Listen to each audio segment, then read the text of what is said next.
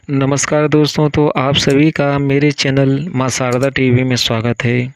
दोस्तों, आज मैं आप लोगों के सामने एक ऐसी संत की लाल परी की साधना कहने जा रहा हूँ, जिन्होंने लाल परी की साधना की थी और उनके पास बहुत सी परियों की साधना थी। साथ में वो जो थे यक्षिणी की भी साधना थी और योगिनी की साधना भी थी। बहुत चमत्कारी संत थे जिनका नाम कुबेरा था।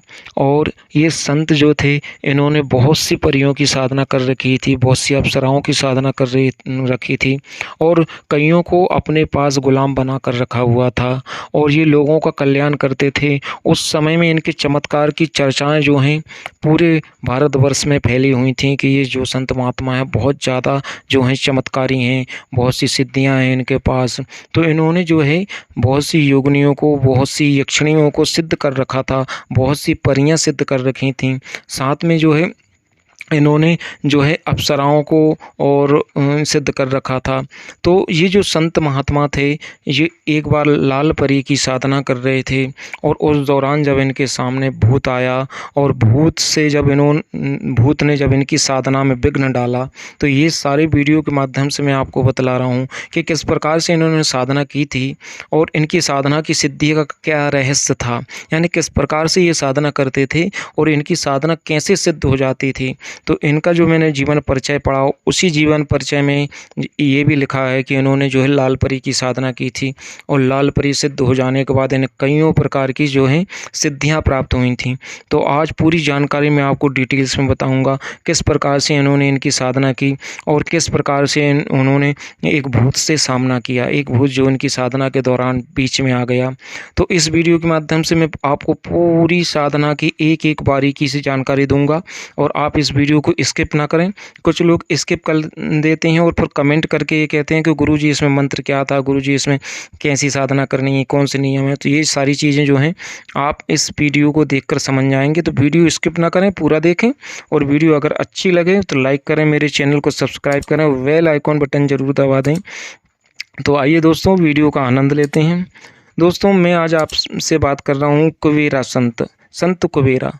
संत कुबेरा जो थे, ये जो थे उत्तर प्रदेश के एक संत थे और इनके गांव का नाम जो था वो पूर्ण रूप से पता तो नहीं चलता, लेकिन कहा जाता है कि बहुत सी परियों की इन्होंने साधना कर रखी थी, बहुत सी अप्सराओं की इन्होंने साधना कर रखी थी।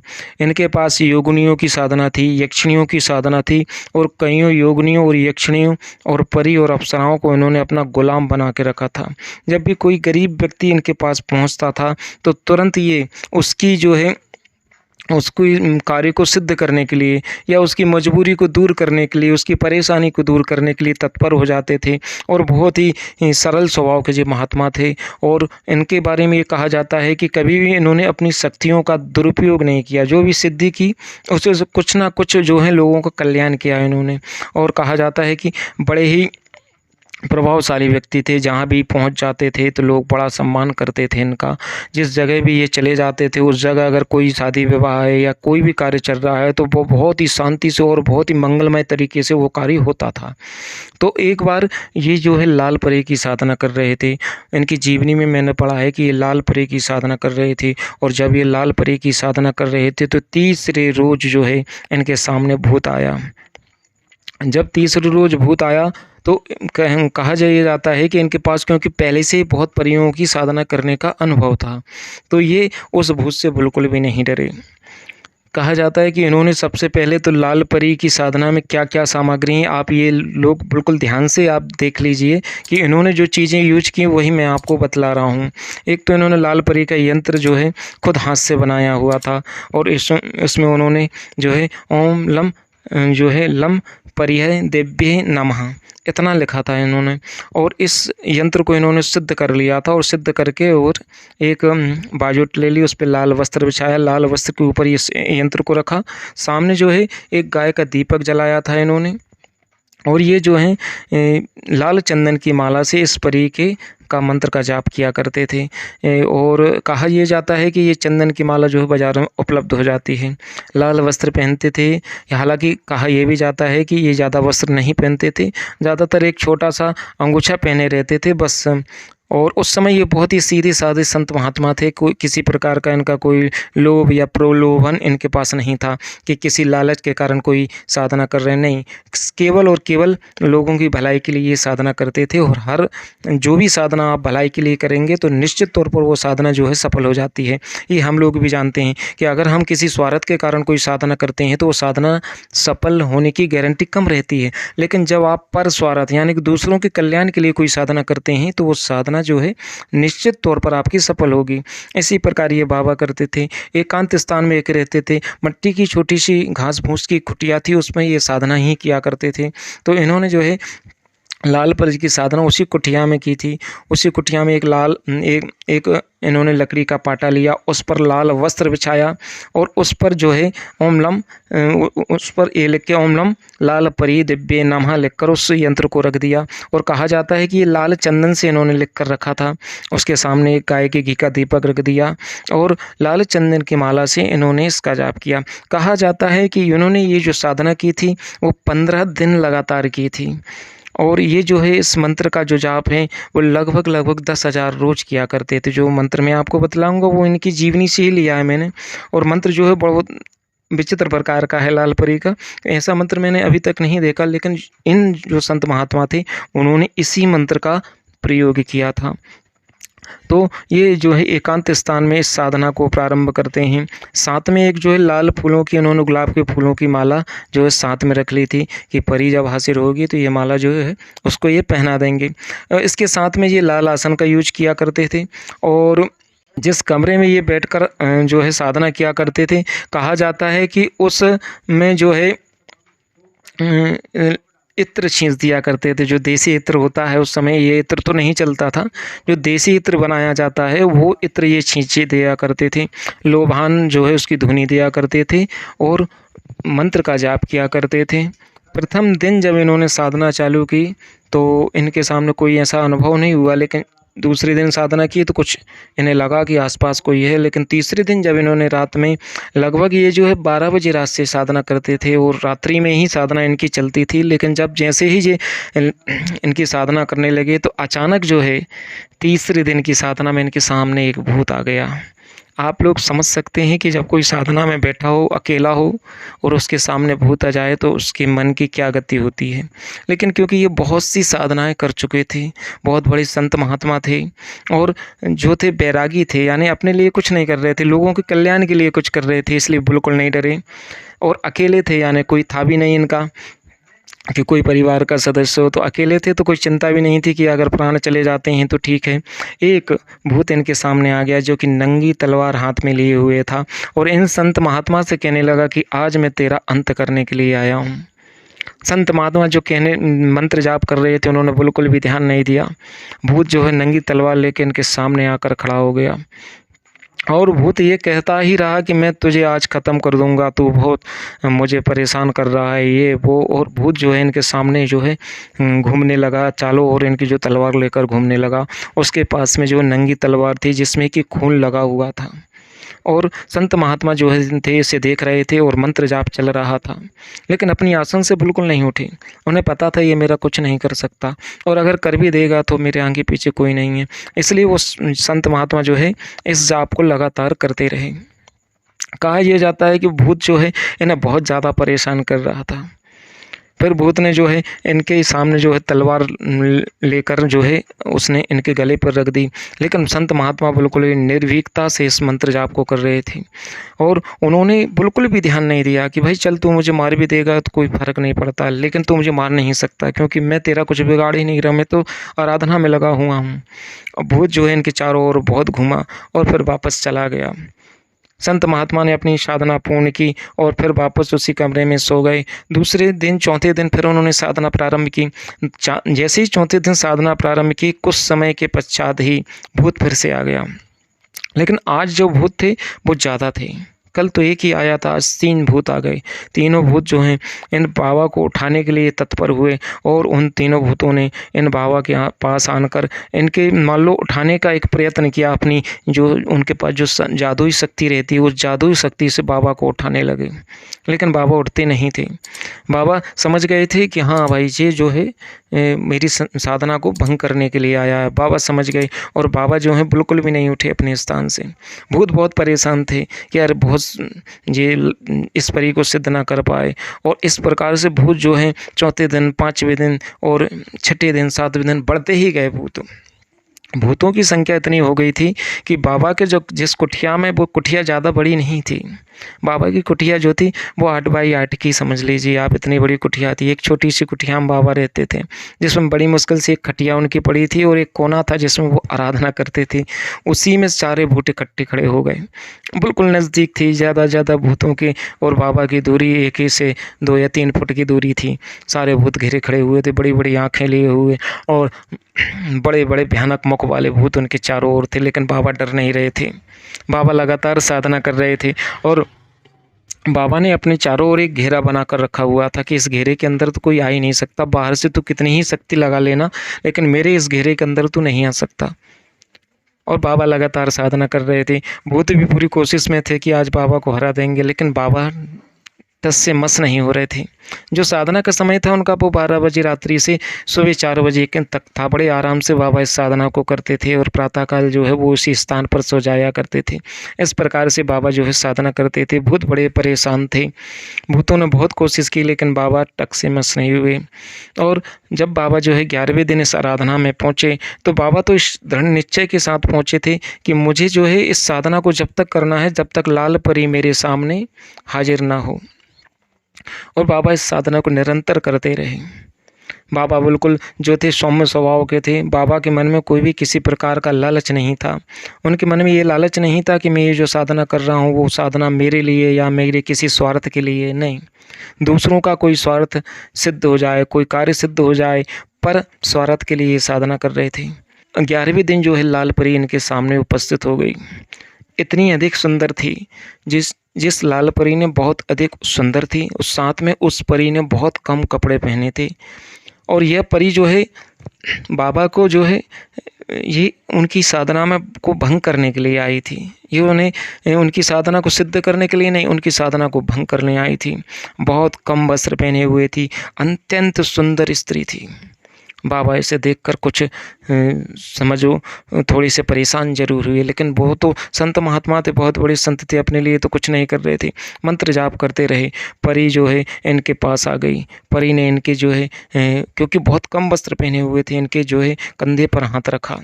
परी मुस्कुरा कर देख रही थी। परी इनसे ये कह रही थी आप चाहें तो कुछ भी मेरे साथ कर सकते हैं, कोई भी छूट है आपको, आप जैसा चाहें वैसा मैं आपका कार्य करने के लिए तैयार हूँ। लेकिन बाबा आराधना में लगे हुए थे। बाबा को पता था कि जब ये परी खुद कहेगी कि मांग लो क्या मांगते हो, सिद्धि, मैं तुम्हें सिद्धि देने आया हूँ, बाबा सिर्फ ये सुनना चाहते थे। लेकिन परी उनसे ये कह रही थी आप जो भी चाहो वो मेरे साथ में कर सकते हो। लेकिन बाबा टस से मस नहीं हो रहे थे। बाबा लगातार बैठे थे, साधना कर रहे थे। उनके पास बहुत सी परियां गुलाम बनी हुई थीं, इसलिए वो समझते थे कि परी साधना कैसे करनी है, परी साधना में कितना संयम चाहिए। बाबा जो हैं नेत्र खोलकर देख लेते थे। परी जो है अपने वस्त्रों को धीरे धीरे और कम कर रही थी और बाबा जो हैं लेकिन मंत्र जाप में लगे हुए थे, क्योंकि बाबा को पता था कि तू चाहे कुछ कर ले, मुझे तो सिद्धि प्राप्त करनी है, मुझे तेरे शरीर से कोई लेना देना नहीं है। धीरे धीरे करके लाल परी ने अपने सारे वस्त्र बाबा के सामने उतार दिए, लेकिन बाबा टस से मस नहीं हुए। बाबा अपनी आराधना में लगे रहे, क्योंकि बाबा के पास बहुत सी तांत्रिक आराधनाएं भी थीं, बहुत सी तांत्रिक साधना कर चुके थे। बाबा जो थे बहुत बड़े संत थे। अपने मन को स्थिर रखते हुए बाबा जो है इस परी की साधना करते रहे। जब बाबा ने देखा कि ये परी जो है अपनी सारी मर्यादाओं को लांघ रही है, तो उन्होंने अपने नेत्र बंद कर लिए और साधना करते रहे। 2-3 दिन इस प्रकार की जो क्रियाएं चलती रहीं। 11वां, 12वां और 13वां दिन जब आया तो लाल परी इनके सामने फिर प्रकट हुई, जो कि पूर्ण रूप से वस्त्रों में सुसज्जित थी, अनेक प्रकार के गहने पहने हुए थी, बहुत ही सुंदर चेहरा लग रहा था। अनेक प्रकार की सुगंधें उसके शरीर से निकल रही थीं। उस समय परी ने बाबा के पास आकर कहा कि हे परम ज्ञानी पुरुष, मैं आपसे संतुष्ट हो गई हूँ। जिस प्रकार से आपने मेरी साधना की है, आज तक किसी ने इस प्रकार की साधना मेरे सामने नहीं की। कोई भी मेरे इस सुंदर शरीर को देखकर आज तक ऐसा कोई पुरुष पैदा ही नहीं हुआ जो कि मुझ पर मोहित ना हुआ हो। लेकिन आपने संयम पूर्वक मेरी साधना की है, और आप जैसा बाबा मैंने आज तक नहीं देखा, आप जैसा संत महात्मा मैंने आज तक नहीं देखा। बाकी आप बहुत बड़े संत महात्मा हैं। आज मैं आपको सिद्धि देने के लिए आई हूँ। आप मुझे किस रूप में सिद्ध करना चाहते हैं, ये बतला दीजिए। बाबा तुरंत बड़ी ही सुंदर वाणी में बोले कि हे परम सुंदरी देवी, मैं आपको जो है माँ रूप में सिद्ध करना चाहता हूँ। मेरे बहुत से गरीब भाई लोग हैं जो मेरे पास आते हैं और बहुत सी अपनी मनोकामनाएं लेकर आते हैं। उनके कुछ कार्य ऐसे होते हैं जो वो मुझसे कराना चाहते हैं। केवल उन्हीं कार्यों को सिद्ध करने के लिए हे देवी मैं आपकी आराधना कर रहा था। मुझे आपसे कुछ नहीं चाहिए। मुझे सिर्फ उन लोगों की मदद करनी है जो लोग मेरे पास आते हैं मदद के लिए। केवल मैं मदद के लिए आपकी आराधना करना चाहता हूँ। हे देवी, अगर आप प्रसन्न हो जावें और मुझे माँ रूप में सिद्ध हो जावें, और मैं जब भी आपको बुलाऊं तो देवी आप जो हैं मेरे सम्मुख आकर मेरे जो भक्तजन हैं या मेरे जो आते हैं जितने भी गरीब लोग, उनका आप कार्य तुरंत कर दें। तो हे देवी आप इस रूप में मेरे लिए सिद्ध हो जाइए।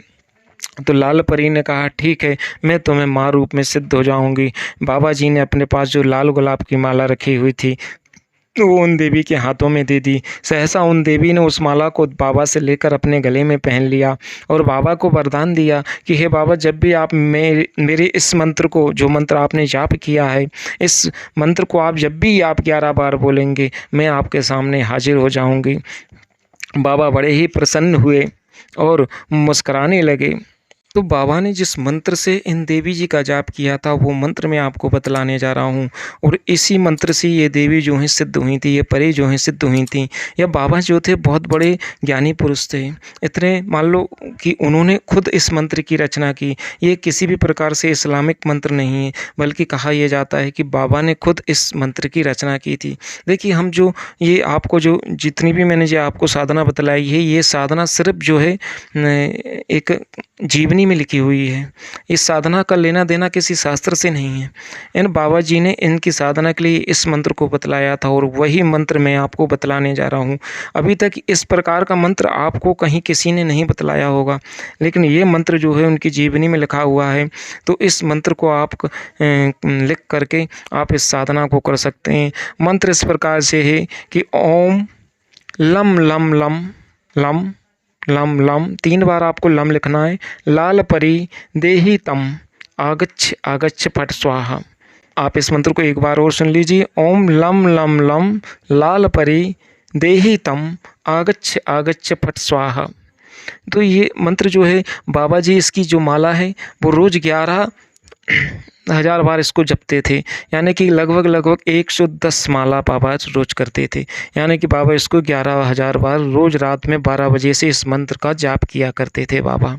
सामने जो है लोभान की धुनी जलती रहती थी, घी का दीपक जला रहता था, और गुलाब के जो फूल थोड़े बहुत बाबा जो हैं उस यंत्र पर चढ़ाकर इस मंत्र को जो है जपा करते थे। इत्र जो है उनके कुटिया में थोड़ा सा जो देसी इत्र होता है, वो देसी इत्र जो है, जो कि पहले के ज़माने में इस प्रकार के इत्र तो चलते नहीं थे, तो बाबा इसी जो वो बनाते थे वही इत्र का वो प्रयोग भी करते थे।